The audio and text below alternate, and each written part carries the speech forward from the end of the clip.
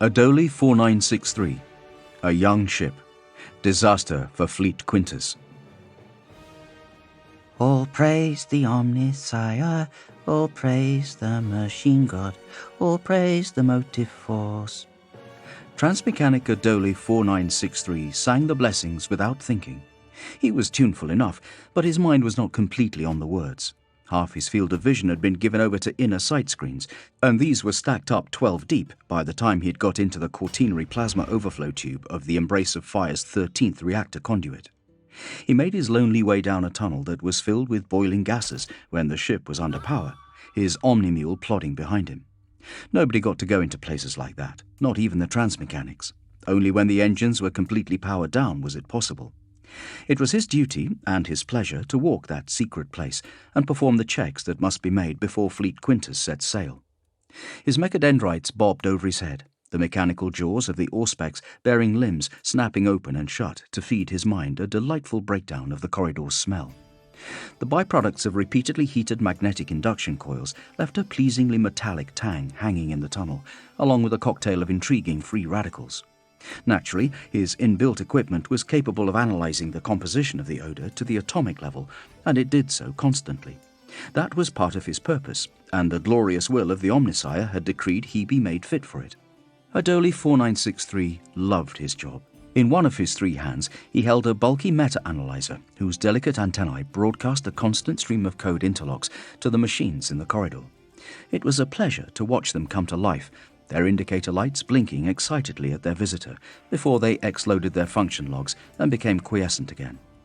As Adoli passed down the tube, a ring of activity accompanied him, and data briefly filled the silent spaces of the noosphere. Magnetic toruses powered up and down. Machines rotated quickly and stopped. Channeling spikes extended themselves, displaying funneling petals like opening metal buds, then retracted with metallic hisses. Occasionally, Adoli 4963 stopped to commune more deeply with a machine whose data patterns were out of synchronization, or to fix a minor mechanical defect. Mostly, it was a case of replacing a broken filament or ministering to a chafed piston with a dab of sacred unguent. Embrace of Fire was a relatively young ship, barely into its 2nd millennium. Its systems were therefore hale, while its machine spirits exhibited very little of the senescence he had encountered on older voidcraft. Small servitor constructs scampered about his feet on clattering legs. A trio of servo skulls buzzed around him, the prime connected to Adoli's spine by direct hardlink, the subsidiary pair free roaming. All were as careful in their examinations as Adoli was, counting possible malfunctions and signs of wear to his cranial receivers, so that he could view their sites of concern internally. He and his constructs made their own little network, a perfect symphony of data exchange that mirrored, if only crudely, the greater complexities of the machine god's universal great work. The conduit was several hundred yards long, stretching from the enginarium to collection chambers, where input from several pipes was collected, before being funneled aft towards the engine stacks to be vented into space. By the application of force, another force is invoked, hummed Adoli 4963 to himself. By rearward thrust is forward motion applied. It was little better than a nursery rhyme, but he had a soft spot for the simple cants, reminding him as they did of his 6-month childhood. Days of happiness, he said to his Beta 2 skull. Never since has so much knowledge been assimilated so quickly. If only I could learn so much in so short a span again. The skull swiveled on its contragrav field and gave him a wordless stare. Its mandible augury flashed over him in a brief scan. Adoli took that for agreement. The collection chamber was ahead. Adoli continued his way aft. The conduit retained its 5-yard diameter until a few feet before the chamber, where it flared out, spreading to join others at such an angle that a set of 4 steps was required to reach down to the chamber floor. Adoli passed down these and stopped a moment to take in the view. 5 conduits joined into one. Magnetic assemblies that rotated at high speed around the chamber to hold live plasma in place were visible through the mesh walls. The magnets moved so quickly when active that they would have been a single indistinct blur. So to see them clearly under his stab lights, their perfectly machined silver surfaces covered in beautiful rainbow-hued heat bloom, was something of a thrill. He looked around the chamber, imagining the titanic energies channeled there. It was in spaces like this that he felt closest to the machine god, even more so than when he connected to the holy worlds of Manifold and Noosphere. So far from the main networks, there was the deep quiet of machines waiting to be called into action. In those silences, the breath of God could be heard, if one listened carefully enough. His constructs spread out and began the collection of data. Plasteel, adamantium, and ferrites were probed for fatigue. Components of more exotic nature were remotely weighed. Machine spirits were interrogated. All was as it should be. The magnets had lost no appreciable mass. The conduits were in fine fettle. He nodded, pleased at what he saw. "Onward," he began. The sharp trill of an alarm interrupted him. One of his scuttlers was dancing agitatedly around an access panel, its metal feet rattling off the deck plates and simple voxmeter bleating shrilly. The brain hemisphere that drove it swished about in its containment jar. Adoli was so concerned it would detach some of its wiring in its panic that he hurried over and performed the rite of deactivation. "What have you found here, little one?" he said. His skulls hovered down and took up station over his shoulders, lighting the panel. He saw then that one corner was heavily eroded. It seemed to be by a plasma flare, which could only have happened if the magnetic containment field was off, but there was no sign of that on any of the other access panels. He looked up at the nearest magnet, a huge ton-weight slab of engineered metal. It could say nothing. He shrugged. "Curious," he muttered, extending a power driver from his enlarged right hand. "But as we all know, curiosity is anathema to the will of the machine god. It is what it is, by his decree." He caught the bolts magnetically with one of his mechadendrites as they came free from their holes. When he took the panel out, the corner crumbled further in his hands. He turned it on its side and peered at it. Throughout, the metal had worn away, being little thicker than a sheet of paper across much of its area. "Worrying," he said. He poked a bright lumen into the compartment, the mechadendrite it capped wriggling its way into the deepest parts without touching any of the complex wiring.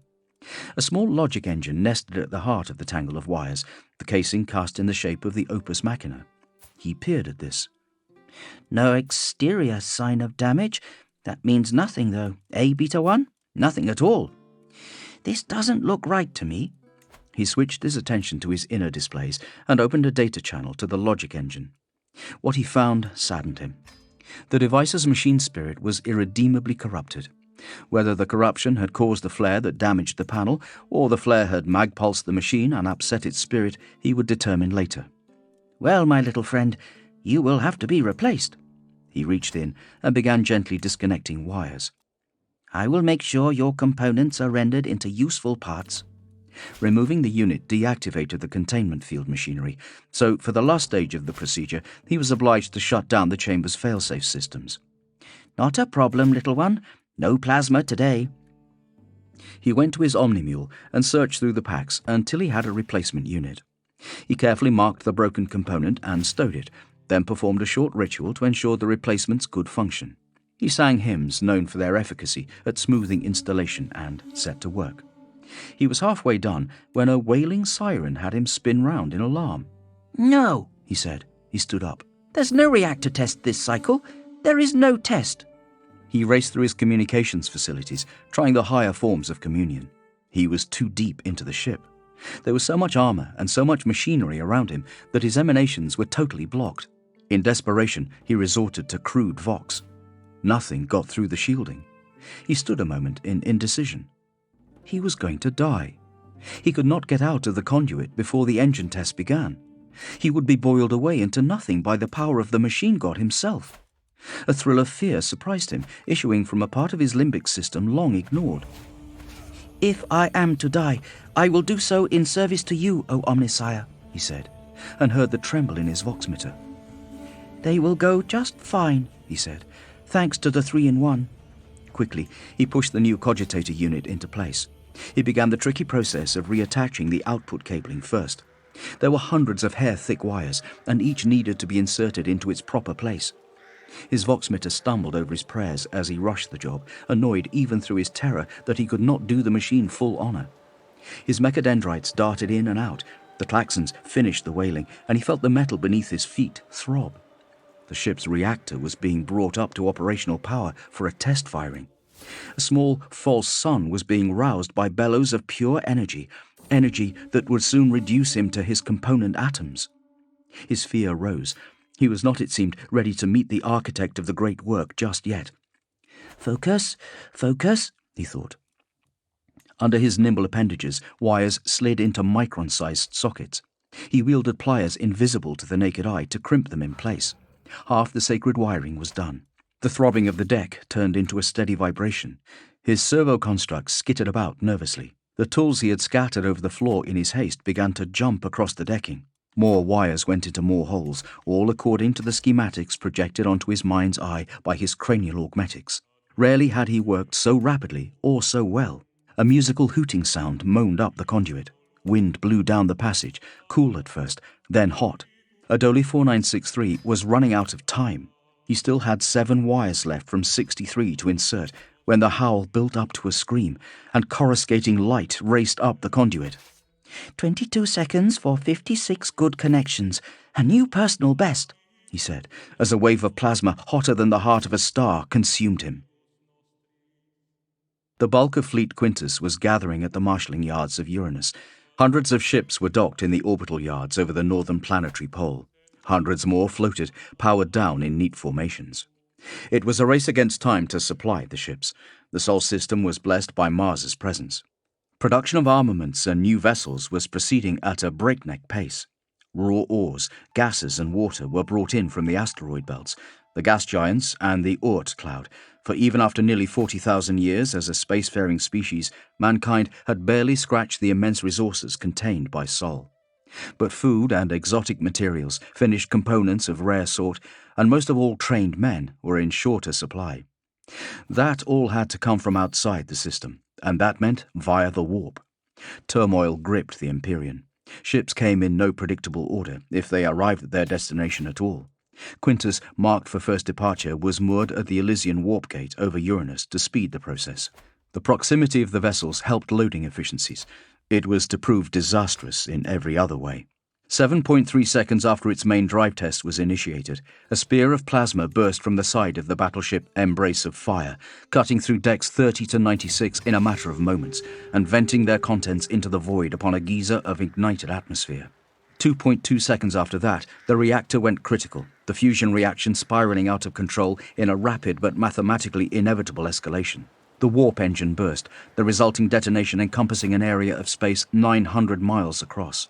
Under normal void operations, this distance would have been inconsequential, but in the packed high anchorage of Uranus, it was devastating. 4 vessels were sucked directly into the warp through the temporary rift the Embrace of Fire's engines opened. Dozens more were so badly damaged they would not sail for years. At the edge of the rift zone, the light cruisers Golden Spear and Thought's Arrow were only lightly hit, but a chance impact caused Golden Spear's fusion reactor to also go critical, launching its prow like a missile straight into the amidships of the battlecruiser Pride of Macaria, punching right through its port flight deck and out of the far side, breaking the ship in 2. Hundreds of thousands died. Debris cascaded from the chained explosions peppered a dozen more ships, wrecked tenders, transports and orbital facilities far beyond the initial disaster site, and caused catastrophic damage to one of the Uranian Star Castella guarding the equatorial approach. For half a day afterwards, the thick atmosphere of Uranus sparkled with impacts, and the defences of the planet were occupied with annihilating stray chunks of metal spread through every anchorage layer from near to far orbit. This was not the first disaster Quintus had endured, and nor would it be the last. Chapter 19. The Readying of Fleet Tertius. Fleetmaster Prosorius's excuse. Fleet Mistress Van Lescus's petition. Green fluorite covered every surface of the circular hololithic arena. The curved benches stepping down to the audience pit at the centre were of green, as were the stairs, the ceiling, the plainly decorated wall panels, and the pilasters between those. The lumen chandeliers were of chemically grown emeralds. The machinery that made the whole place work was hidden beneath green jasper slabs, its projection lenses chased in gold. Whichever ancient lord had commissioned the hololithic arena had really liked green. Messinius looked over it all with a sense of deep apprehension. At his insistence, all crusade conferences were now to take place remotely. Gilliman had announced the Indomitus Crusade in public, in front of an audience of millions. He'd put himself at risk dozens of times meeting lords in all manner of hard-to-secure places. Messinius could not allow him to do that again, not with saboteurs active in the fleets. There was still so much that could go wrong. If the Primarch had been at Uranus, perhaps even on the Embrace of Fire itself. It had taken Messenius a great number of messages to convince Gilliman to agree to a remote conference. Frustratingly, they had not had the opportunity to speak face-to-face since Call's revelation. Citing the sabotage of Fleet Quintus and the ongoing uprisings on Terra, Messenius had at last prevailed. It was a mark of pride that the Regent so valued his opinion. It was all the more poignant as Messenius was sure this would be among his last attendances at Gilliman's court. His time by his Gene-father's side was coming to an end. He posted his warriors around the hall, most taking up station in the cloisters around the arena, where they retreated into the shadows, their helm lenses shining in the dark like the eyes of predatory jungle cats. Every single one of them had been hand-picked by Messenius from the veterans of the Terran Crusade, and rigorously mentally screened. He sent men back to their units for the slightest reason. Some might call him paranoid, but doubt was the enemy of diligence. He only wished he could have vetted the 6 Adeptus Custodes that accompanied Gilliman. He was suspicious of Colquan, the Stratarchist Tribune Actuarius. Colquan was one of the Custodian's highest-ranking officers and one of the greatest servants of the Emperor in all the galaxy, but the Tribune openly questioned Gilliman's motives, and so it concerned Messenius that Colquan would also be accompanying Fleet Primus. Colquan's unit were guarding the door, 2 inside, 2 outside, the 5th patrolling the hall, duplicating Messenius's work. He would have preferred warriors from another unit at least, as these were all Colquan's oath brothers. He forced himself to stop his fretting. Gilliman assuredly knew what he was doing. Having Colquan by his side both neutralized his influence and carried the possibility of turning him towards the Primarch's party. It worried Messenius that a Custodian was one of the few warriors in the Imperium who might possibly match a Primarch, but it couldn't be helped. There was some politics even he could not interfere with. He reassured himself that everything else he could influence, he had. Servo skulls swept the arena one final time. Other constructs scanned the conduits of the loop projectors and ribbon modifiers hidden beneath the polished green stone. These too had all been checked and rechecked. Librarians of the Adeptus Astartes and sanctioned psychers of the Adeptus Astra Telepathica scried the room. Operatives of various assassin temples prowled the outer precincts, although not too close, for Messenius didn't trust the Grand Master much either. A lesser man would have been satisfied with these efforts, had he undertaken them, but Messenius never thought his work complete. Complacency led to defeat, as his own chapter had so disastrously discovered. "The inner and further wards have been swept, my Lord Captain," voxed one of the Space Marines. "All personnel accounted for and removed." "Sweep them again," said Messenius. "All sectors. Keep patrols active throughout the conference. Vox check in every 5 minutes, rotating squad pattern." There were potential saboteurs everywhere. What was happening in Fleet Quintus was ample proof of that. He went over the arrangements for the Primarch's security, making himself concentrate on one data screed at a time, rereading the guard rosters and duty changeovers rather than absorbing a dozen at once. He was jittery, he realized, a sensation he had not experienced since he was truly human. He smiled ruefully to himself. He could face the worst enemies of mankind without a flicker of fear, but the thought of failing in his duty terrified him. It seemed even he had limits. "Captain!" One of the custodians approached him. His cloak was a deep red, rimmed with silver and bronze leaves entwined. Like all of them, his armor was lavishly decorated with embossed figures and esoteric symbols. A line of names filled a scroll that curled around his chest several times. There would be more names on the inside of his armor plates. His helm was chased with purple gems, the symbol of the Tribunate Pentaconticoi, marking him out further. But though they were all different, they all looked the same to Messenius, like fanciful statues of forgotten heroes. Relics, he thought, standing tall and proud, as if nothing had changed, while even on Terra, the Imperium burned. This one was Eustace's. He made little attempt to hide his haughtiness when he spoke. "Our preparations are complete. The chamber is ready. The Primarch will soon be here." It rankled Messenius to share his responsibilities, and therefore his honor, with the Custodian Guard. It was his decision to declare the chamber ready, not the Custodian's. He did not voice his opinion. "My thanks, Custodian," he said, diplomacy foremost in his mind. The Custodian stood taller and broader than him, his greater physical size exaggerated by his shining gold and silver battleplate. The conical helm added an extra foot to his height. Messenius wondered what it would be like to fight him. It was normal for a Space Marine to assess every individual as a threat. Space Marines were made for war, but he was genuinely curious as to whether he could beat this man in combat. He doubted it. "To our stations! This is an important day." Messinius was about to go, but Eustaces stopped him. "I know what you think of us," said Eustaces. "And what is that, my lord custodian?" asked Messinius. "For 10,000 years you believe we have hidden behind the palace walls, while the Space Marines died to protect the Imperium. How many lives and worlds could have been saved had they left their fine palaces behind? How many worlds would be sweeter if they had taken up the burden of rule? That is what crosses the mind of every Adeptus Astartes I meet." "You are a psyker then, my lord?" Eustaces stiffened. It was a tiny change in posture, but one that brought him a scintilla of time closer towards striking. Evidently, he did not like to be spoken back to. "I know also what you think of we Space Marines," said Messinius. "That we are unsophisticated brutes made only to kill, while your kind are of a more refined sort, closer to the Emperor in intellect and temperament." Eustaces did not contradict him. "I doubt either opinion is accurate," Messinius said. "I concur," said the adept. "I'm glad to have you with us," said Messinius, which was true to an extent, for the Custodes were warriors without peer. "I will remind my brothers that there are more Astartes like you than they may think," said Eustaces. A vox chime demanded Messinius's attention, and the two parted ways on better terms. "Tautolicus, report," Messinius said, reading the warrior's identity signum. "The Primarch is past the outer precincts, brother captain." "My thanks." He switched frequencies.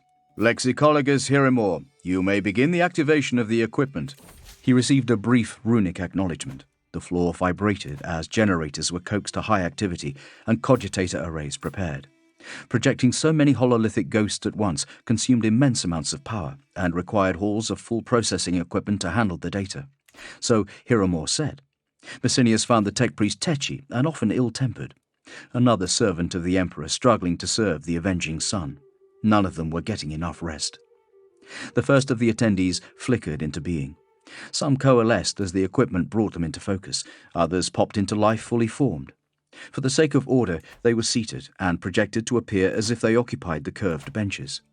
These were the generals, lord commissars, sector admirals, magi domini, and the high officials of all the adepta that served the Indomitus Crusade. Every one of them was an important lord in their own right, and ordinarily would command audiences of their own. But in this instance, they were but part of a throng. Slowly they filled the benches, until a phantom army occupied the hall. The quality of the technology broadcasting the presentees varied. Some appeared solid, as if they were actually there, only the faint glow of intersecting ribbon beams giving away the fact that they were light ghosts. Others were flat-looking outlines, striped with interference patterns. Some were grainy to the point of anonymity. Messinius initiated protocols to have all the data beams tracked and verified. Spies were as problematic as assassins. He could not rely on the veracity of the images, and the grainiest could as easily be decoys to throw him off the scent of real interlopers as they could be actual spies. Despite his burdens and the dangers inherent to any kind of interaction between the Primarch and his subjects, it heartened Messinius to see the gathering. Such a convention would have been unthinkable before the Primarch returned. Humanity had a chance to survive, for in the blackest of days, hope had come. Only in the unity this conference represented could the children of terror endure. The last few members of the audience were phasing into being, and the hall was full and uplit by their projection light. As the final spaces in the auditorium were occupied, the Masters of the Crusade manifested, projected into the air at twice life size to underline their importance. The fleet masters and mistresses of the great armadas that would soon sail against the new night. Guilliman's Logister Maxima was among their number. Also present were officials of similar importance to the muster. The master of the Departamento Munitorum and the Imperial Cancellarius joined the Lord High Admiral and the Lord Commander Militant. The rest of the High Lords were notable by their absence, and their representatives were confined to the general throng. Politics was to blame. Guilliman had already conducted separate meetings with the High 12 in person. These meetings had presented more problems for Messinius to deal with. Guilliman arrived last. He came in person, walking into the hall unannounced and alone, but for the cage of servo-skulls floating around him and capturing his image. The Adeptus Ministorum would have swarmed him with priests given half a chance, but Guilliman had his fill of them quickly, and they were disallowed from attending him most of the time. Messinius enjoyed those occasions when they were told to leave. Little Audek's input was conveyed by the projectors, so the light ghosts were eerily quiet, and Gilliman's footsteps thumped loudly as he descended the main stairway to the stage in the centre. The audience's points of view were fixed by their own reception equipment, and they stared ahead intently for the most part, which imparted even greater strangeness to the gathering. Gilliman reached the podium at the centre of the hall, mounted the steps, and took his place upon a lectern that rose from the ground as he approached. An aquila of verdigreed bronze adorned the front. He gripped the wrists of its wings and began to speak. "My lords and ladies," he said. That was the full extent of his preamble. There was no flattery, no stroking of ego in that hall. All the people attending had been chosen by the Primarch himself for their practicality and drive. "Our first business of the day is to address the current problems being experienced by Fleet Quintus." At that, all attention turned towards Lord Fleet Commander Tronian Presorius. When performing at their best, hololithic projections gave the total illusion of presence, allowing simulated eye contact. Large-scale hololithic edifications, such as the Fleet Gathering, however, were nearly impossible to coordinate to a fine degree. Creating the seeming of an audience was relatively easy. It was also easy to give the appearance that the Fleet Masters of the Indomitus Crusade were all looking at and interacting with the Primarch. It was when ghosts interacted with each other, especially more than one other at once, that problems manifested. To have a hololithic phantom address a point over one's shoulder was not uncommon, but in this instance technology functioned perfectly to allow all present to look directly at Presorius. Presorius was a fat man with a generously pouched neck and poor hair regen work. Flat triangles of painstakingly cultivated strands were plastered to his scalp with coiffuring gels. Messinius understood vanity. Space Marines were not immune to it. They took pride in their war gear, but that had a practical purpose. Presorius's attempt to hide his baldness was as baffling as it was hopeless. Such men as he, in command of millions, were immune to nervousness, but the shine of the gels on his head gave the appearance of sweat, and therefore fear. Messinius could not comprehend why any man would wish to make himself appear weak for the sake of a few locks. An unintended consequence, perhaps, but the Primarch's teachings said that lords should be aware of the problems their actions could cause, small or large. Presorius cleared his throat and put on a grave face. "It pains me beyond mortal comprehension to bring news of yet another mishap to befall my fleet, but circumstances conspire against me, and I must," said Presorius. "We were sabotaged. As I am sure most of you are now aware, at the 50th hundredth of the 3,000th of yesterday," said Gilliman. "By the standard Terran reckoning, the battleship Embrace of Fire detonated in high orbit around Uranus, destroying 6 other ships and causing grave levels of damage to 17 more, in addition to damaging several orbital facilities and requiring the activation of the planetary defense grid to eliminate the threat caused by debris ejected from the explosions. Half a company of White Consul Primaris Marines were lost. 5 regiments of Thessian Voltigeurs were destroyed with their transports, and a lance of House Tyrannus Knights were also killed, and their war machines destroyed with them. These are only the most notable losses." "That is correct," said Presorius, trying his best to maintain his composure. "Tell us how it occurred, Fleetmaster." "The saboteurs covered their tracks well. We can only theorize that a small cell of malcontents managed to engineer a miscommunication between the Lex Mechanic hierarchs running the maintenance schedules aboard the Embrace of Fire, which led to confusion between 2 of the transmechanic subclades preparing my fleet for action. One of their number was performing an inspection deep within the plasma drives when a reactor test was wrongfully scheduled. I believe we were supposed to believe that this was the cause of this disaster. However, Inquisitor Galen has gathered too much evidence that suggests otherwise." "Are you sure it was sabotage?" said Gilliman. Yes, said Presorius tiredly. "We have a surviving witness, an officer who was off the Embrace of Fire at the time of the explosion, attests to an unknown subaltern ordering minor changes to shift patterns. He had the right codes, and it was nothing suspicious at first glance, but the officer who supposedly ordered the change has not been seen again. We can only assume other small alterations were made to ensure this disaster occurred." "How did it occur?" said Gilliman. "During the engine test, plasma was injected into a space where there was no magnetic field to contain it. As a result, it cut through the ship." That should not have led to its destruction, said Gilliman levelly. Messenius could see his patience straining. The ship should have been damaged, yet you lost more than a dozen ships. No, said Presorius wearily. All the fleetmasters were tired from their efforts, but he was particularly haggard. The plasma spike cut through into a reactor feedstock store that was being refilled in preparation for our departure. If it had been full or empty, there would have been no danger. But Quintus's Archmagos Proter Astrovanato Zergigis informs me that at half capacity there was enough atmospheric mix within the chamber to initiate a wild reaction when the store was hit by the plasma stream.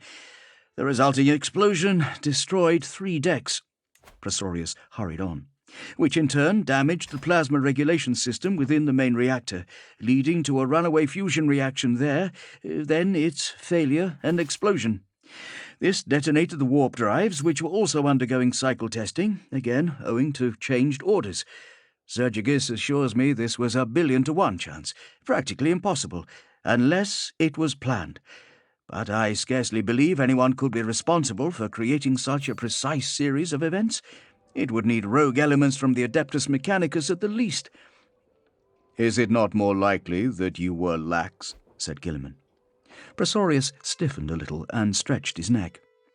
I do not make apologies, or seek to furnish you with excuses, Lord Regent. I would say you were right. Mustering this number of men and ships is stretching our organizational capabilities to their limits. But Inquisitor Galen believes otherwise. His evidence is persuasive. It is good for you that Galen knows his work well.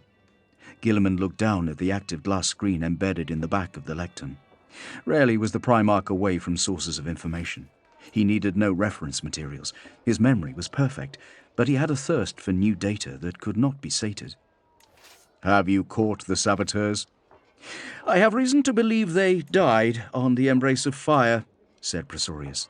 But again, this belief may be because of sophisticated manipulation. Then they could still be at large, said Gilliman. They could. Inquisitorial kill teams are at work throughout Fleet Quintus as we speak. Gilliman read silently for a moment, then addressed the rest of the gathering. Lord Presorius is correct. The provisioning and preparation of these fleets is of the utmost difficulty, my lords and ladies. Supply lines across the galaxy remain disrupted. Ships are going missing at an unprecedented rate, and yet we must prevail. We cannot stop. Disasters such as this cannot be allowed to continue. Alone, this occurrence would be notable, and those overseeing the mustering liable for sanction.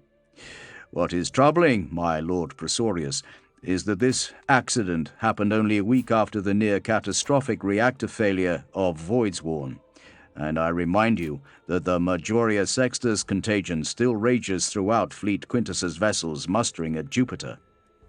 Of course, my Lord Regent, said Presorius, I have redoubled my own efforts to ensure that nothing like this reoccurs.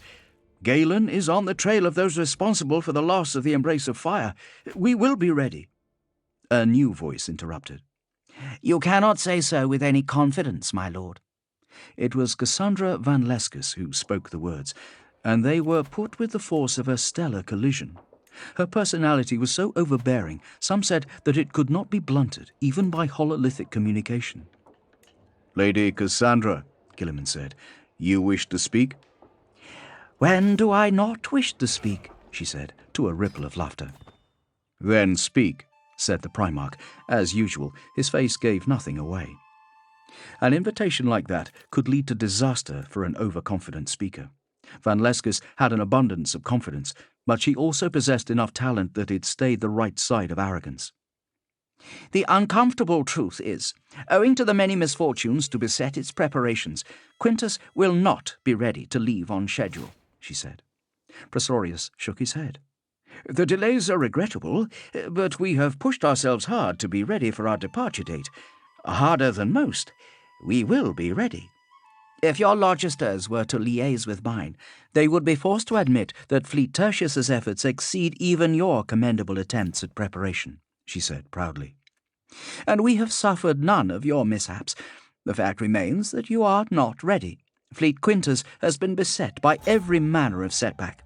Every aspect of its preparation is behind schedule. Supply, mustering, fueling, crewing, she smiled. You see the problem. Most of these things are beyond my control. And yet they are happening, Van Lescus said. Her augmetic left eye, though a sophisticated facsimile of the lost organ, gave her an inhuman look. I will not point the finger of accusation at you, my lord. Your excellent record is well known. You are doing all you can to counter the undeserving reputation your fleet is gathering. They say Fleet Quintus is cursed, said Lady Cauchelet, mistress of Fleet Sextus. She was a scarred woman, dark-skinned, a scion of the Segmentum Tempestus naval dynasts. Of course it is not cursed, said Van Lescus. Lord Presorius has only been unfortunate, as any one of us could have been. None of us have been free of accidents, though none of Quintus's gravity, and all of us here suffer immense pressures organizing our forces. So should we be surprised? This venture is the greatest military undertaking since the Emperor's own great crusade in the Age of Wonder. The responsibility is crushing. The honour exalts us all, not least you, my Lord Presorius. But although your efforts match those of the great admirals of history, Fleet Quintus will not be able to depart first, as was the Lord Regent's plan. It is a simple fact. Attempting to force the matter will only exacerbate your problems, putting greater strain upon your men, which will inevitably, she said, stressing her point when it seemed Lord Presorius would object, lead to more mistakes. Whereas Fleet Tertius is ready, she smiled. Now, you are suggesting you should take Lord Presorius's honour and leave first, said Aswan Relme, master of Octus. Another lord steeped in ancient privilege, he was the patriarch of one of the Imperium's most powerful rogue trader clans. I am. Why not one of we others? Asked Trincus ab Consis, master of Quartus. Why not I? Or I? Asked Lady Cauchelet. She did not mean she should go first. The sixth fleet had started to gather itself together last in the first wave, but the question needed posing. For all that Gilliman valued Van Lescus, her presumptive manner irritated some of the other masters. Because my fleet is the only one that is already prepared, said Van Lescus. My crew stand idle. My ships are loaded. My troops are gathered. Let me depart first, my Lord Gilliman. Allow me to shoulder this most onerous of responsibilities. Gilliman pulled an expression that conveyed a modicum of displeasure. Do not dissemble, Lady Van Lescus. You do not address a Chartist merchant or an official of the Departamento Munitorum. I am a Primarch. I do not mean to deceive you. Fleet Quintus is delayed again. I am ready to leave now. Gilliman stared at her hololithic projection. I suggest you wish to do so for personal matters, Gilliman said. I would be lying if I said there was no honour to be had in departing first, she said. But the more pertinent reasons are strategic. I am ready. She paused. Messenius saw it for the rhetorical trick it was. I have also received reports from the Macorta sector of Segmentum Pacificus of a major enemy advance. Followers of the so-called Blood God are cutting through the nebula there. Many imperial worlds have fallen, and furthermore, their vanguard is followed by warpwake that will connect with the Great Rift within 3 months, cutting off a large part of the Segmentum, endangering the bastion world of Hydrophor, which will further destabilize the northern reaches of the Pacificus. A ripple of conversation passed through the crowd. This was news to many. Hydrophor is the key to our operations in the north of the Segmentum Pacificus, and the main fortress against enemy attacks south from the Eye of Terror, said Van Lescus. It is not sentiment, my lord, that urges me to action, but simple logic. My course was to take me to Hydrophor anyway. It is in danger, ergo I should leave. Let me go now and strike our first blow. I was aware of these developments, said Gilliman. Do not presume that your intelligence is greater than mine, Fleet Mistress. Never, said Van Lescus proudly. I desire only to edify my colleagues. Your wisdom is beyond compare, my lord. You knew, but I don't think they did. She looked aside, encompassing the other attendees. Gilliman's lips quirked upwards a little. This is not the place to decide these matters, said Gilliman. Messinius thought he did not wish to undermine his own authority by acceding to Van Leskis's demand, or offend the other fleetmasters and mistresses by showing her undue favour. "Naturally," said Van Leskis. "That is why I came here to ask for a personal audience, so I might better present my case, not to force any decision upon you." "Granted," said Rabute Gilliman. Messinius was already formulating a security plan. "Now, speak no more," he said. Van Leskis bowed. "Cancellarius Anna Mirza Jek has agreed to lend more of her officers' efforts at helping us prevent further sabotage among the fleet elements gathering at Terra," said Gilliman. "Similar requests will be made of the planetary authorities of all solar worlds. Every Imperial Adeptor is to increase preventative measures. I will not have our endeavour over before it is begun," he said. "Now, the next matter." He deliberately keyed the Lecton's cogitator to a new data stream, drawing a line under the previous conversation. He pretended to read the item from the screen, though Messinius knew Gilliman would have memorized whatever it said. This was among Gilliman's curses, being forced to downplay his own abilities, lest all others abdicate their responsibilities and look to him to fulfill them. "Crusade goals in reinstitution of tithe and trade networks across the near space of Imperium Sanctus prior to campaign start. Lady Caucholet, I believe you have constructed a workable plan?" The Avenging Son could make his own plan. It would be superior to anything Caucholet or anyone else could conceive. The Primarch would have planned the crusade down to the distribution of the very last replacement rivet if he could. But he couldn't. He had to let go and trust to the inferior abilities of lesser beings to do what he did not have time to. And before he could do that, they had to feel comfortable he trusted them. As Messinius watched the last hope of mankind masterfully lead his officers, he was reminded that very soon he too would have to let go. Chapter 20. Red and White. The Primarch's Favour. Weapons Old and Weapons New. Keaton Ashtar of the Red Consuls was coming out of Gilliman's private offices when Messinius was going in. Ashtar had been a close comrade on the Terran Crusade, with a wry sense of humour rare in any Space Marine, let alone the grim, uniform members of the Red Consuls. And he had joked often with Messinius about his chapter's intolerance of individuality. In more sober moments, particularly after hard engagements, he and Messinius had discussed their order's shared origins, now lost to history, searching for commonality and brotherhood while their chapters were far away.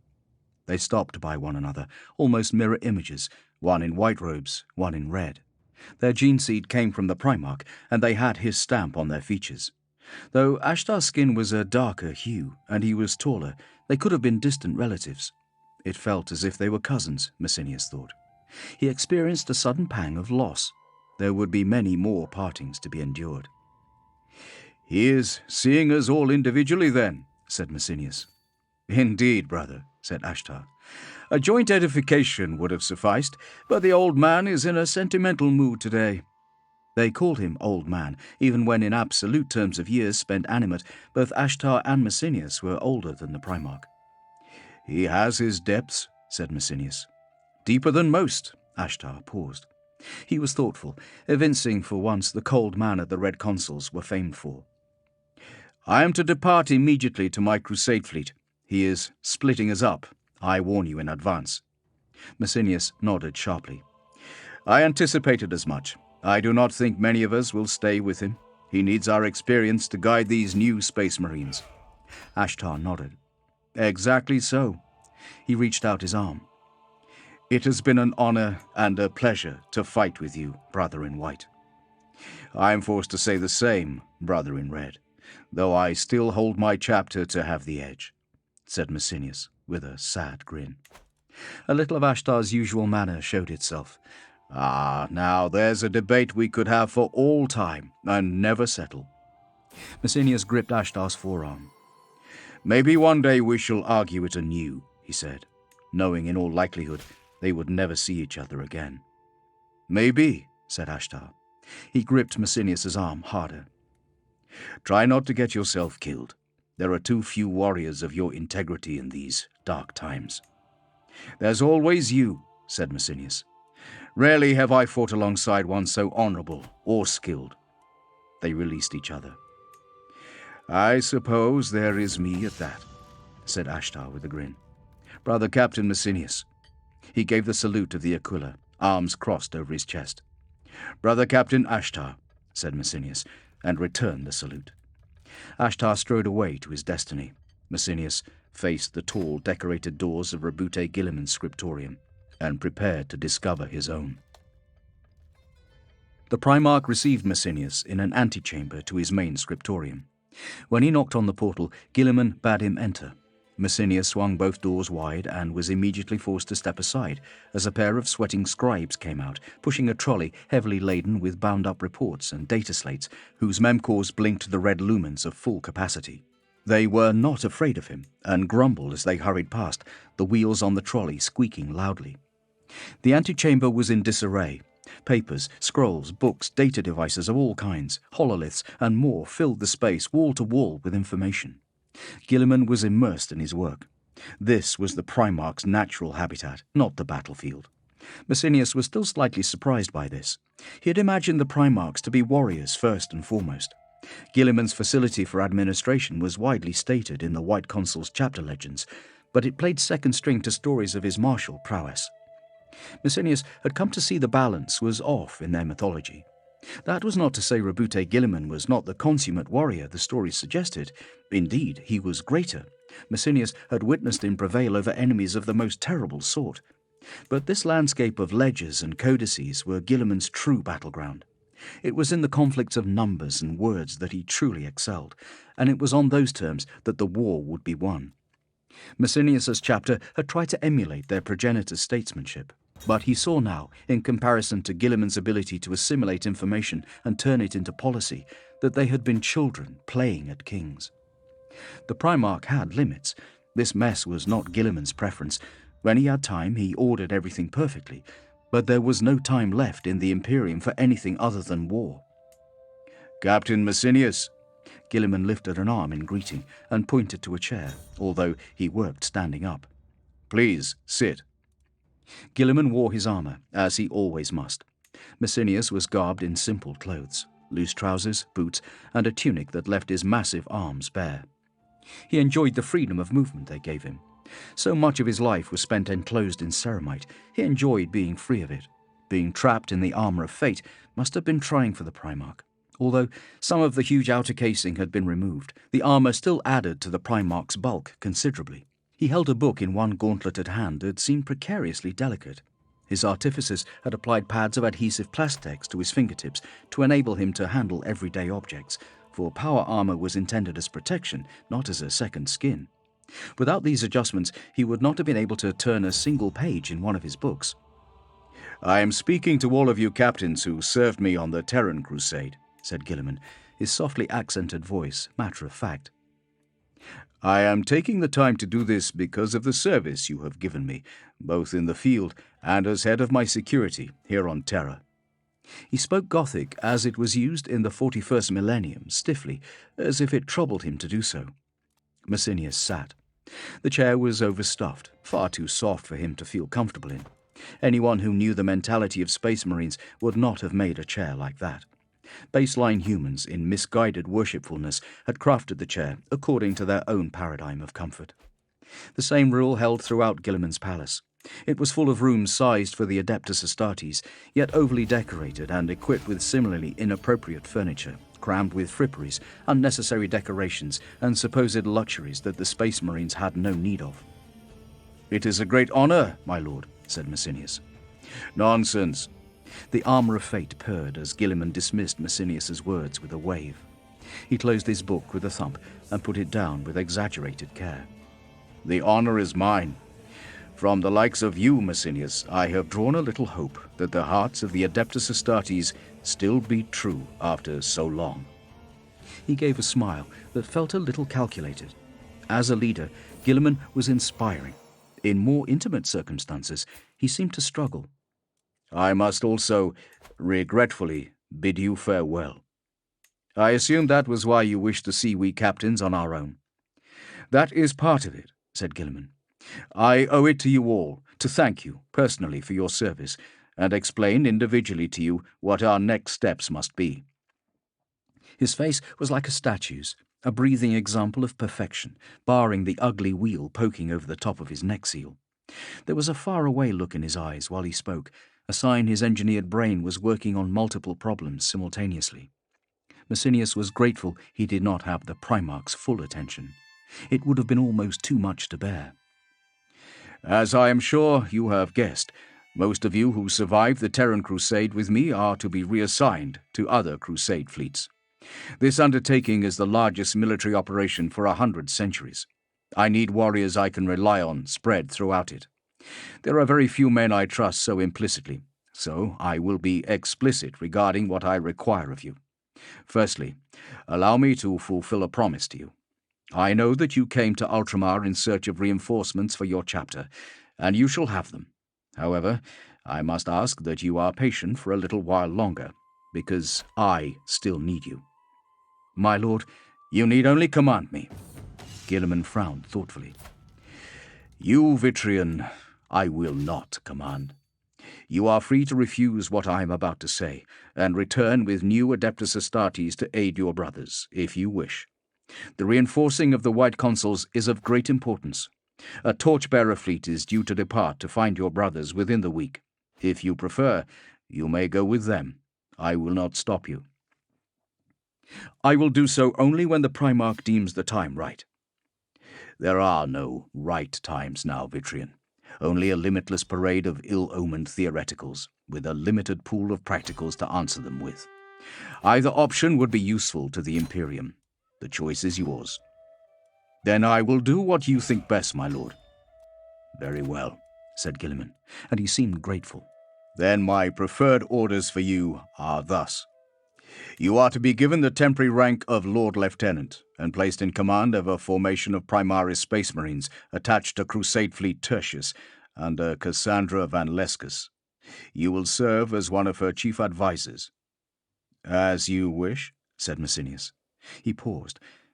Did you grant her request? I have not yet decided, but we will come to that. Her reasoning is sound. The way she presents it to others leaves me with sore egos to soothe and hurt pride to balm, if I choose to let her go. But that cannot be helped. Nobody is a master at all things. I trust you to keep an eye on her for me. I shall, my lord. You understand why I wish warriors like you to undertake such roles for me. Van Lescus is not your primary concern. You are more occupied by the question of Corps' new Space Marines. Gilliman nodded. Why? Give me the rest of your theoretical. The Primaris warriors are new. They were made at your order, but by a man who is a maverick at best. We cannot be sure of their loyalty. They have no combat experience, from what I could tell. In the demonstration, they fought with great skill, but without wisdom. That is the crux of it, said Gilliman. As to the first point, Call may appear to be a monomaniac, and when his attention is on one matter, he objectively is. But it is never the case for long. The Primaris Initiative is only one of his projects, some others of which are of similar scale. But although I have little reason to doubt his sincere desire to follow my plans, he has designs of his own. How the Primaris Space Marines factor into his plans rather than mine, or indeed, if they even do, is currently unknown. You must have trusted him when you gave him the resources to make what he has made. I did. I do trust him, as much as I trust anyone, and I owe him a great deal, said Gilliman. His descriptions of himself are immodest but accurate. He is a genius, and a true follower of the Emperor.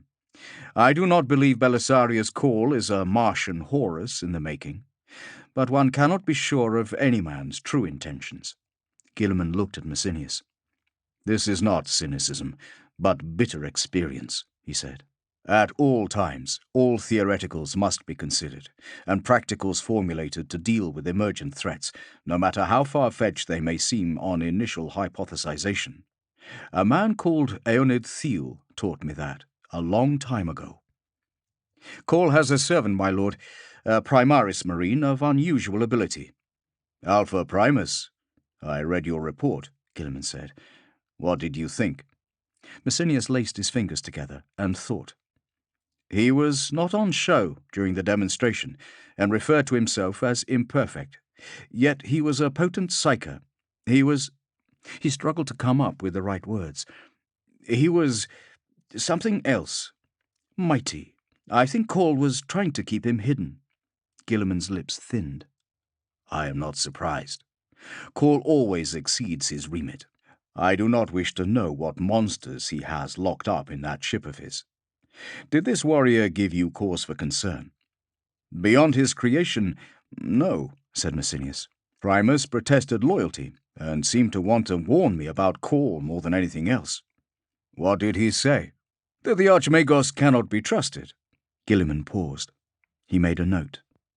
I will look into it. Call is as Call does, his supporters say. He tapped his finger on the table.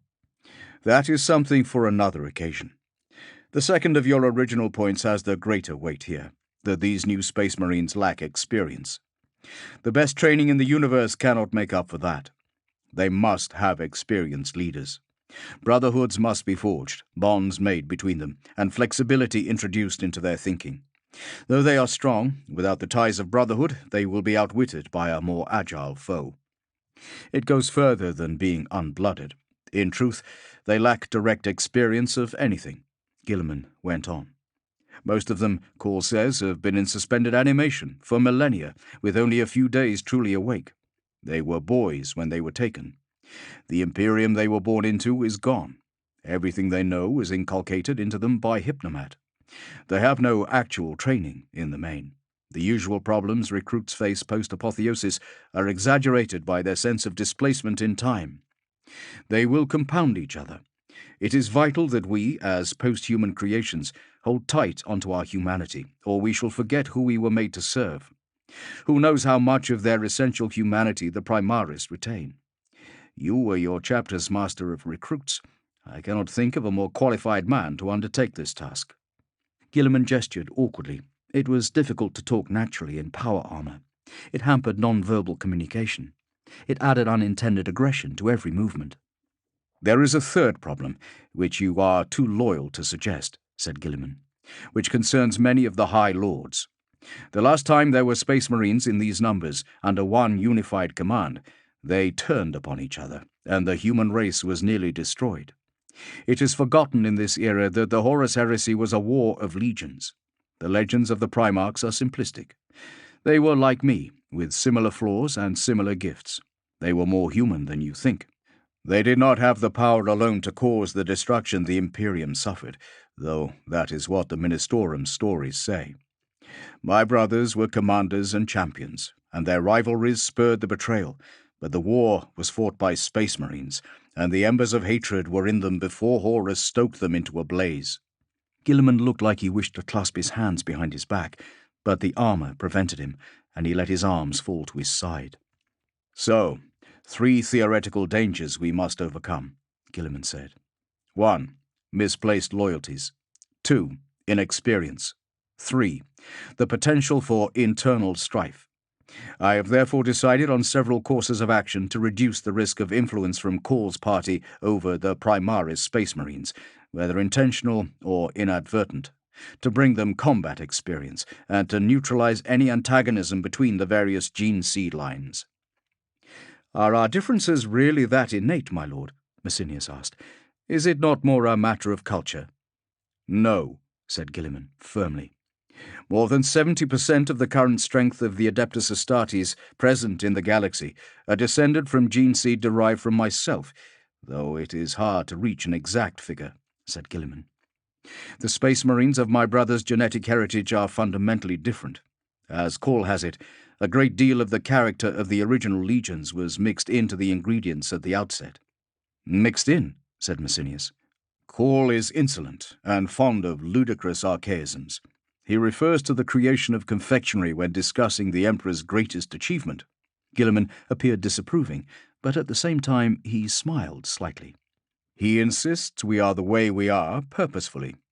The savagery of the Space Wolves, the rage of the Blood Angels, the fortitude and technical aptitude of the Salamanders. All of it was intentional and set into the gene code at the outset by the Emperor. Variations and intensifications of these tendencies are the result of other phenomena, most frequently deterioration of gene stock, and, as you say, cultural preference. Call returned to the original source and recreated the gene seed from there. In many ways, the new Primaris Marines are purer versions than the Space Marines alive today, closer to the Emperor's vision. Call insists these differences were designed to create interlocking abilities, resulting in forces intended for varying theatres of war, or to be combined into mixed groups of warriors with mutually supportive abilities. It may have been the Space Marines were never intended to form legions exclusively comprised of the same bloodline, but exigency and delay, primarily the scattering of we Primarchs, forced the Emperor to follow that path. "Do you believe so?" asked Massinius. He had rarely had a personal audience with a Primarch of such length. To hear him speak of these mythological events in such a factual manner, as if they were recent history, awed him. "Theoretical only," said Gilliman. "For whatever reason they are present, these differences do exist, and they lead to misunderstanding between the sons of my brothers. I have seen this misunderstanding turn into suspicion, then suspicion turn to outright hatred. I will not allow this to happen again. It is especially important, as Call has produced equal numbers of Primaris warriors from each strain of gene seed. The time of the Ultramarines' dominance is over. So," he continued, "here are my orders, which are being put into effect as we speak. Call has many thousands of Primaris Space Marines. He has been increasing production in recent years, guided, he says, by visions from the Machine God. A large portion of these latter-day recruits are not yet ready, but will be brought on campaign and activated when their apotheoses are complete. His vaults on Mars are full of warriors who await awakening. These are all being activated for immediate deployment. Around a quarter of these will be formed into new chapters of Space Marines. The Ultima Founding, we will call it. Some new chapters will be dispatched ahead of the crusade. Others will accompany it to be assigned new chapter holdings as we progress towards our objectives. Our goal of securing Imperial worlds this side of the Great Rift will be speeded immeasurably by these creations of Calls. The rest of the awakened Primaris Space Marines will be assigned to temporary formations, which I shall designate the Unnumbered Suns." He spread his fingers and placed them upon an illustrated document on his desk. "Each will wear the heraldry of their gene-father. We require concentrations of force to break our way out of the cordon containing our armies in the Segmentum Solar. The major warp nexuses are heavily defended by the enemy, excepting Vorlese. We are practically hemmed in to Sol. We require a hammer to break the cage. The Unnumbered Suns will provide it. As we progress, these formations will be broken up to provide reinforcements to existing chapters of the same genetic heritage, or to found new discretionary chapters where need demands. You will not mix the gene lines." "I intend to revise the Codex Astartes," said Gilliman, "but a change of that magnitude would be too great, undermining thousands of years of tradition and posing problems regarding recruitment, specifically the maintenance of multiple gene seed stocks within each chapter. Although the Unnumbered Sons will primarily fight with others of their genetic lineage, all of them will spend rotations in mixed groups, where they will learn the strengths and proclivities of the other Primarch sons. Through shared battle, they will learn respect and brotherhood with those different to them. They will take these lessons with them when they are eventually assigned to their parent chapters. I hope that this measure will also deflect accusations that I seek to reinstate the legions. Believe me, that is not my intention, but I will be accused of attempting to do so. Too many politicians here believe my motives to be suspect. I must balance the military necessity of these larger Space Marine formations against the political cost, and the longer they are active, the higher the cost will be." "There is always a cost," said Massinius. "There is," said Gilliman. "You will be given direct command of one of these units, at chapter strength, within a larger cohort of 5,000, further organized into a battalion of 2 cohorts, 4 of which battalion shall make a brotherhood. Initially, you are to provide advisory command over all Primaris forces within Fleet Tertius.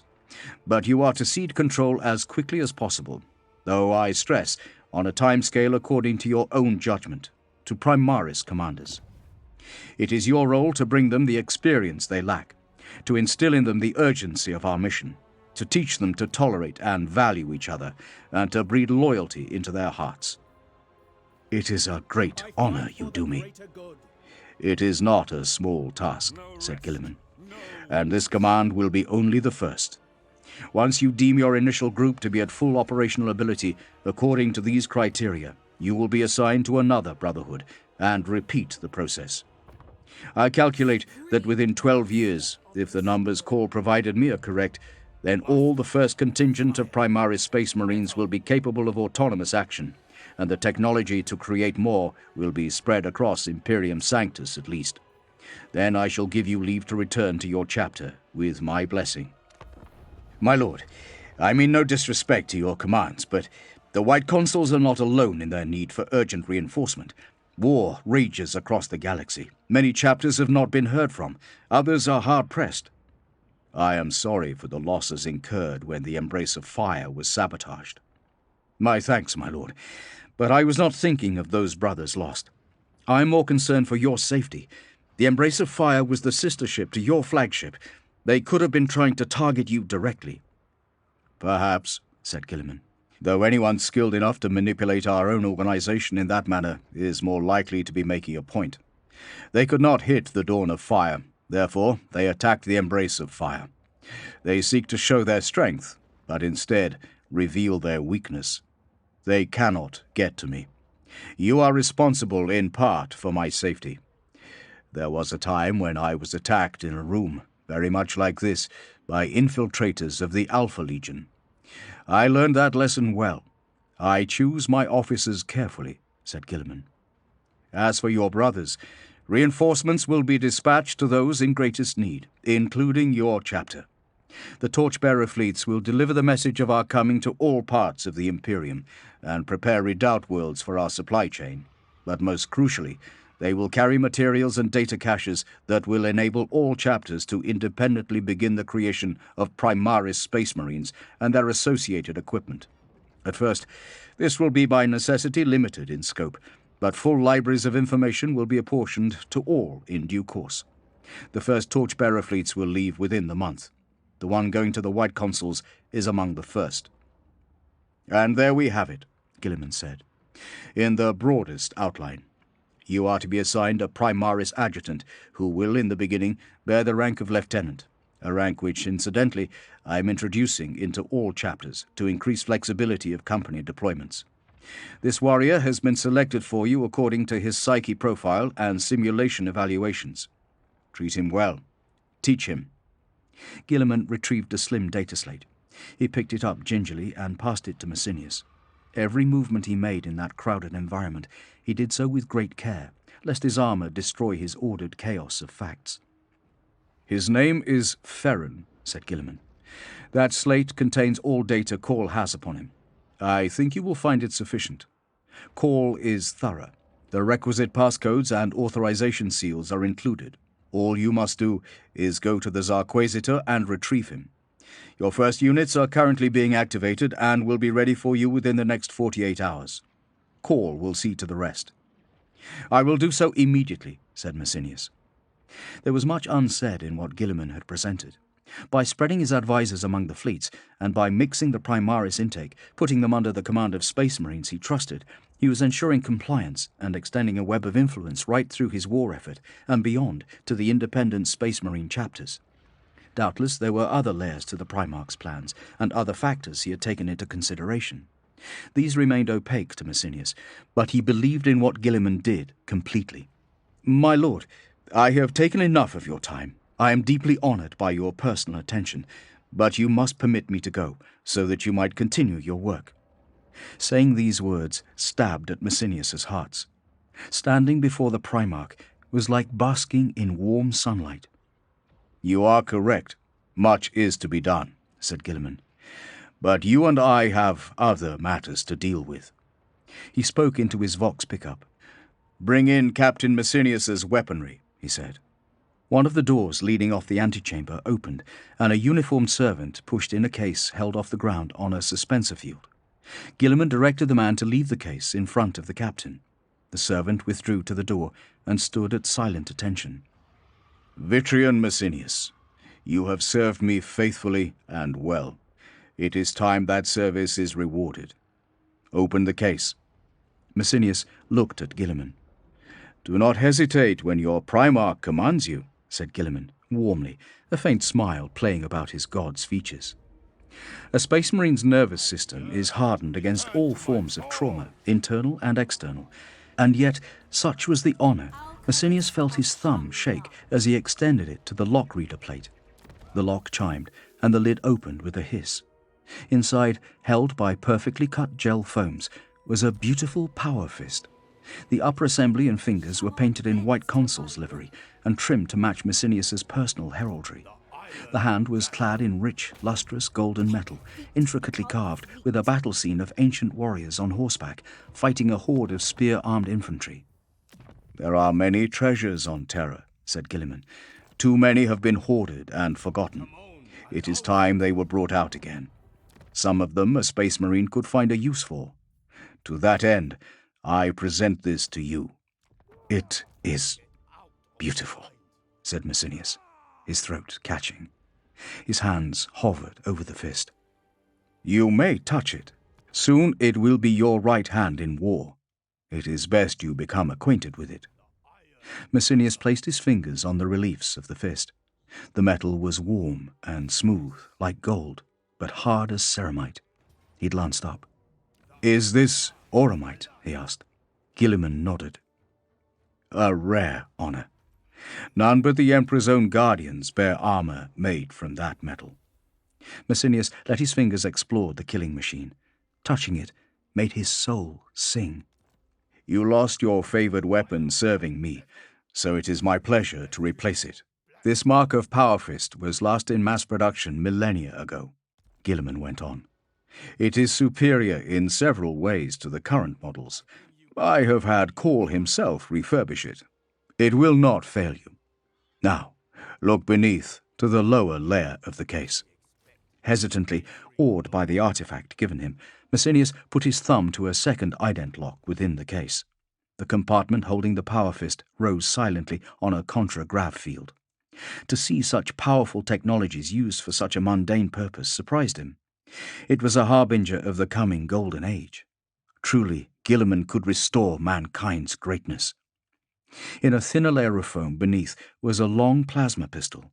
Its casing had been decorated to match the Power Fist, with a scene carved in the same style, showing one of the horsemen now dismounted, brandishing his sword on a pile of vanquished foes, while miniature Space Marines marched around the edging of the gun's charging coils in files given depth by cunning art. "This weapon is new," Gilliman said. "Most of the war gear Belisarius Call has created cannot, alas, be easily matched with existing Space Marine equipment, for he was determined in his enthusiasm to start from a fresh slate. But as his new models are also superior to what has been in common usage, I had him adapt some for the warriors I respect the most. This is one for you. It will fire for you alone, and will never scald you. Together, the fist and pistol represent the best of mankind's knowledge, old and new." This weapon Messinius picked up and hefted. It was lighter and sleeker than plasma pistols he had used before, but the number of coils and the range of its setting style suggested a greater potency. "Now replace the pistol and close the lid. You will have many years to become used to one another. They will be sent to your quarters." "I do not know what to say, my lord." He shut the case. "Let the weapons speak for you. I will always have need of you, Vitrian, but the Imperium needs you more. However," he said, "before I send you from my side, in all honor and with expectation of your future heroism, I have one final favor to ask of you, in your capacity as my Dux Prestes." "Anything, my lord," said Messinius. "You will go to Fleet Quintus at Uranus and Jupiter. Take your new warriors. I want you to discover if Prosorius can make his departure date. Then report to me, and we shall see if I will grant Lady Van Lescus's request." Chapter 21.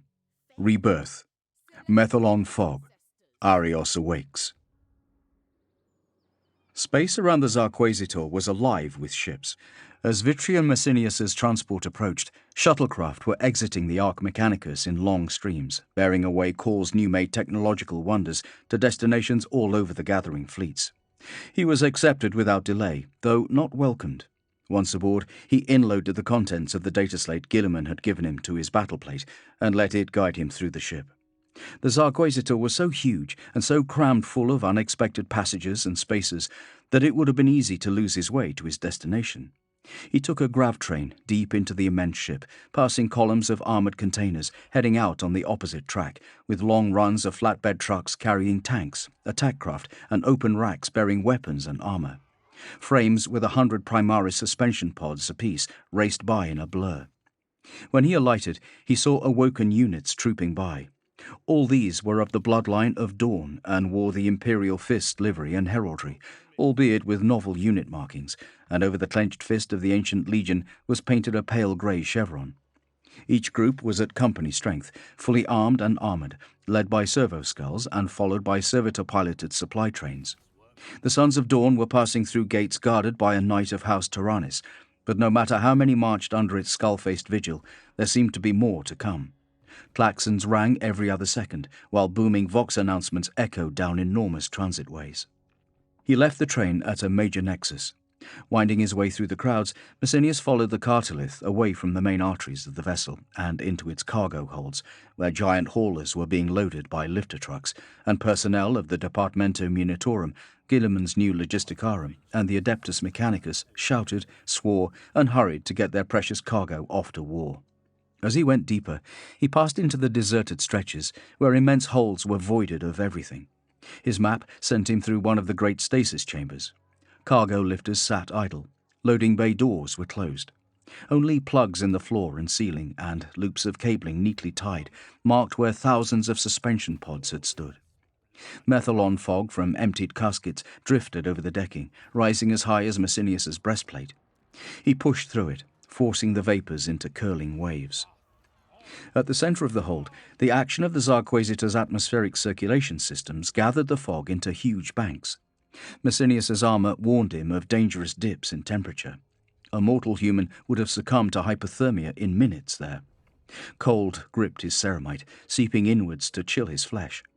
Frost, first of water vapour, then of gas frozen out of the ship's air mix, gathered on his battle plate, and his reactor rumbled into a higher output mode. The fog rose high over his head, forcing him to rely solely on his autosensors. His heart rates rose. Against his will, his heightened senses strained, anticipating attack at any moment. The fog banks would have been a good place to ambush him. All the various filters his helm possessed provided him with no way to see through. Heat phantoms rendered his thermal overlay useless, and the fog seemed to bounce his echolocator emissions as effectively as a battlefield. He was forced to stop and recalibrate his cartolith, relying on invisible auspex pulses, until it aligned him with a door out. Through it, he entered a lesser corridor, along with a spill of superchilled vapour. Once again he saw adepts at work, red-robed Mechanicus priests and Munitorum numerators in the main. The corridor was freezing, and they all wore their clothes done up high against it. No one paid him a second glance as he marched past them. There were doors at regular intervals along the wall opposite the hold side, most closed, but he passed one open and saw a new space marine sat upon an examination table, his skin ghostly white from long hibernation. He stared at Messinius while Mechanicus adepts fussed around him. There was something lacking in his gaze that disturbed Messinius, and suddenly he appreciated more what Gilliman was asking of him. The door slid shut, breaking the brief contact. He passed several more of the Primaris Marines being led from the rooms in Medicae gowns, some as dazed as the first, others alert. Newly awoken, they did not live up to the promise of Call's display, but seemed childlike. After several minutes of fast walking, he reached his destination, a door the same as all the rest. It opened for him unprompted, and he went in. He had expected to find a ready warrior waiting. Instead were two adepts, and they ushered him past the room's examination table into a second room dominated by a stasis tank in which only an indistinct shape could be discerned. "This is Ferren?" Messinius asked one of the adepts. Both were mostly human in appearance, hardly augmented at all. One was nominally male, the other nominally female. It was often hard to tell with the tech priests. "This is he, Captain," said the first adept, who did not offer her name. "Why is he not awoken?" "It is beneficial for one who is to assume command to be introduced to his commanding officer immediately. He will imprint upon you. Messinius took off his helm and frowned at the woman. What do you mean, imprint? You speak as if he is a canid. It is nothing to be alarmed about, noble space marine. The man raised up his hands and bowed. So they were of that sort, thought Messinius. Certain of the biologically specialized Adeptus Mechanicus could be annoyingly worshipful of the Adeptus Astartes, seeing them as the work of their god. He has been asleep for thousands of years. Yours will be the first transhuman face he will have seen, ever, in the flesh. This is not something the Prime Conduit has placed into their psyche. It is simply a normal human reaction. Think of a newly born child, not an animal. The Lord Primarch warned me about this, said Messinius, though he did not completely trust the adept's explanation. He told me these warriors would experience a greater than usual sense of dislocation. Yes, exactly so, my lord, said the adept, performing an unnecessary and complex bow. It is nothing sinister. All we desire is that the intentions of Belisarius' call be correctly executed, right up until the end of the process, and his genius released to its proper purpose within the scope of the machine god's great work. After that, he is yours. Right, said Messinius. Then let's get on with it. Of course, said the female. The process of rebirth is complex. She looked expectantly at him. Standard human expressions were sometimes lost on space marines, but Messinius recognized the look from his endless, tedious dealings with the burghers of Norcia. You wish for me to remove myself? Not entirely, Lord Captain, she said, with evident relief.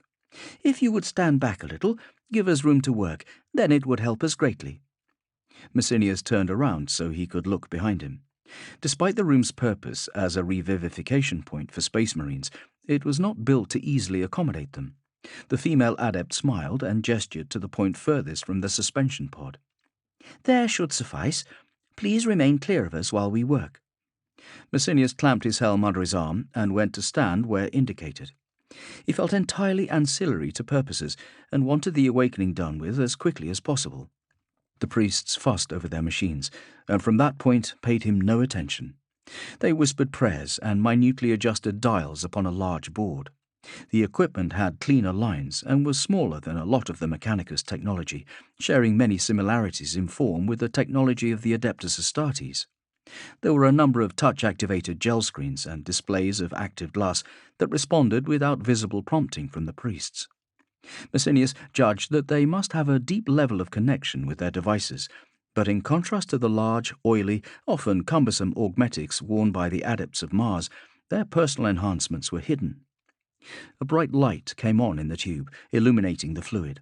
It was so thick the warrior showed only as a silhouette, but that at least made him seem real, moving him from rough outline to solid shape. He was the future, casting his shadow back into the present. Messinius's world was about to change. Yet for the moment, Ferron was motionless. The suspension casket still radiated a deep chill despite having been disconnected from its methalon unit, and trickles ran down the outside from melting frost. Gradually, the two adepts brought the temperature of the casket up. The cold in the room lessened. The last of the frost melted, and the moisture covering the glass shrank to beads, then dried. Still Messinius could see little, and he understood less. It soon became apparent that the operation would not be a short one. Messinius's anticipation gave way to stolid patience, though this had to be manufactured. Watching the priests minister to their machines with such concentration, he felt unaccountably on edge, like he should be doing something useful, but he could do nothing. He forced himself to remain utterly still and watch the favor of the machine god being called for and the adjustments made to the equipment as the two adepts brought the process towards its conclusion. Temperature is at 37 grades human normal, said the female. Praise be to the Omnissiah and all the hosts of digital saints. Prepare for revivification. The female moved quickly. She and her colleague exchanged cross-check cant as they worked their way through a long series of activation protocols. Pumps whirred into life, sucking out preservative fluid and introducing blood into Ferron's body. Various chemical compounds were eased into the circulatory system, along with preheated vitae, and forced throughout the warrior's system by electrostimulus of the man's hearts that made his fingers twitch in the medium. All prepared by the will of the Omnissiah, the female finally said. Stand back, said the male. Engage power generation. With 3 fingers, the female pushed up power sliders on an active glass panel. Engines hummed in the walls. Motive force ready for release, she said. Executing, said the male. He pressed a square green button. Power cracked audibly through the liquid. The silhouette spasmed violently. The female swiftly checked a number of displays. The male stood in rapture, communing directly with the machines. Again, the male said, returning to the world of matter. Once more, the female slid her fingers up the glass. Motive force ready for release, she said again. The male's finger hovered over the button. Then he closed his eyes. In the name of the Omnissiah, let there be life. He stabbed down. Ferren was freezing cold. He ran through puddles that numbed his feet. He breathed air that raked his lungs with icy claws. He had never been cold before. The underhive was a place of heat and humidity. Cold was unknown. Consequently, he found it hard to understand what he felt. It was so extreme, it should have been terrifying. Only he was not scared.